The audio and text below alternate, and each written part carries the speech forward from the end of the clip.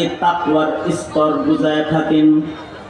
হযরত ওমর একবার মরুভূমি দিয়া হেঁটে হেঁটে যাচ্ছেন।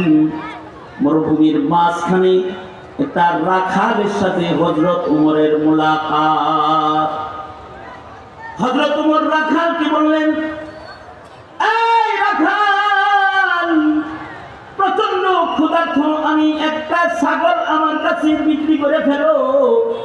ছাগলটা জবাই করে আমি গোশত খেয়ে ক্ষুধার যন্ত্রণা মিটাতে পারবো, অথবা একটা দুগ্ধ দানকারী একটা ছাগল আমার কাছে বেচো, যা দিয়ে আমি আমার পিয়াস যন্ত্রণা মিটাতে পারবো।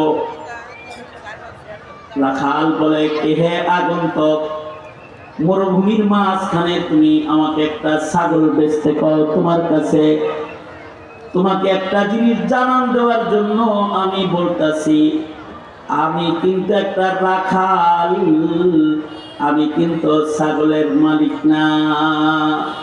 অর্থাৎ মালিকে বিক্রি করার অধিকার রাখে, আমি রাখাল, আমি পাহারাদার। এর একটি ছাগল বিক্রি করার অধিকার আমার মালিক